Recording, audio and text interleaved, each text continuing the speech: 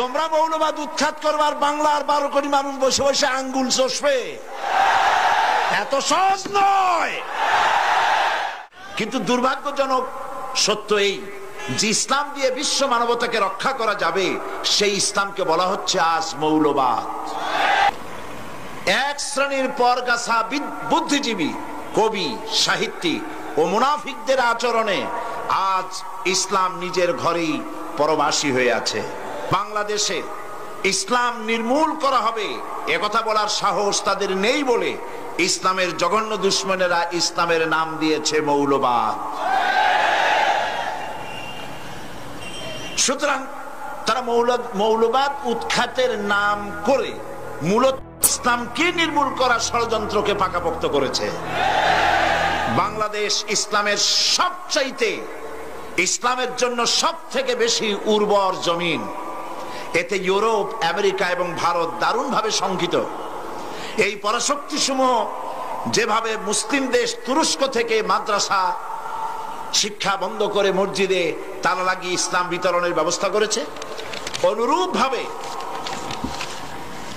বাংলাদেশেও মাদ্রাসা শিক্ষা বন্ধের ষড়যন্ত্র চলছে এবং নানান অজুহাতে মসজিদে তালা লাগানো শুরু হয়েছে।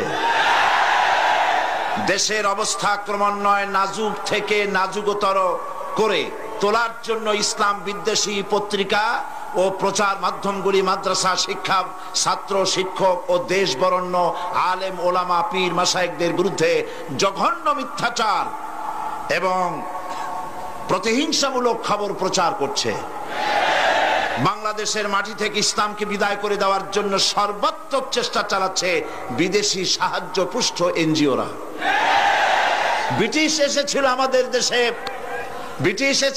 আমাদের দেশে ব্যবসার নাম করে, কিন্তু শেষ পর্যন্ত তারা ব্যবসার নাম করে এসে এই উপমহাদেশকে 200 বছরের গোলামীর জিনজির পরিয়ে দিয়েছিল। এনজিওরা এসেছে অনুরূপ ভাবে, এনজিওরা এসেছে সেবার নাম করে এসে এই দেশ থেকে ইসলামকে চিরজীবনের জন্য নির্মূল করে দেওয়ার সর্বাত্মক প্রচেষ্টায় তারা লিপ্ত হয়েছে। এনজিওরা যখন প্রথমে এদেশে যখন কাজ শুরু করে তখন তাদেরকে কেউ বাধা দেয় নাই, কথা ঠিক কিনা? তখন কেউ তাদেরকে বাধা দেয়নি। বাধা আসলো ঠিক তখন যখন তারা মুসলমানদের বিবাহ, তালাক, ফতোয়া, মাদ্রাসা, মসজিদ, রাজনীতি সম্পর্কে অনধিকার চর্চা শুরু করলো। তখনই দেশের সচেতন ওলামায়ে কেরাম এনজিওদের কুমতলব সম্পর্কে জাতিকে সতর্ক করে দিয়েছে।